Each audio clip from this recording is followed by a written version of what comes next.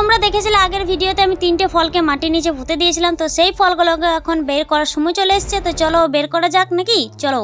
তো hey guys, কেমন আছো তোমরা? আশা করছি ভালো আছো। আমি খুব ভালো আছি। তো তোমাদের জন্য নিয়ে চলে এসেছি আবার একটা ব্লগ ভিডিও, আশা করছি ভালো লাগবে।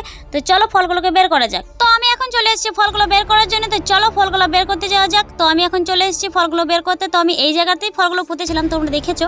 তো চলো ফলগুলো এখন বের করা হোক। তো আমি এখন ফার্স্টেই বার করে নিচ্ছি কলা। তো এখানে কলা ভরা ছিল, তো আমি এখানে কলাগুলো ভরে নিচ্ছি। দেখতে পেয়েছি কলার কীরকম অবস্থা হয়ে গেছে। তো তারপর যেটা আমি বার করবো সেটা হলো কমলা লেবু। তারপরে যেটা আছে সেটা তোমরা জানো সবাই, আপেল। তো আপেলটা বের করে নিচ্ছি। তো এবার প্যাকেট থেকে বার করে দেখা যাক ফলগুলোর অবস্থা কীরকম হয়ে আছে। তো এখন আমি প্যাকেট প্রথমে ছেড়ে নিচ্ছি কমলা লেবু। তো এই দেখো লেবুটা সেরকম কিছু হয়নি, শুধু একটু দাগ পড়ে গেছে, আর কিছু হয়নি। তাছাড়া ফলটা ভালোই আছে।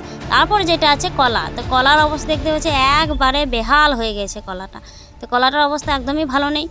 তারপরে যেটা আছে আপেল। তো আপেলটা দেখতে হয়েছে কালার একদম চটে গেছে আর একদম খারাপ, মানে কীরকম চুপসে গেছে কলাটা, ভালো না। এটা মোটামুটি আছে। তো মোটামুটি ফলগুলো দেখলে ভালোই রয়েছে। তো এদিকে দেখতে পাচ্ছি ঋতুসোনা কলা খেচ্ছে, আর একটা বাচ্চা খেচ্ছে, এদিকে অংশু।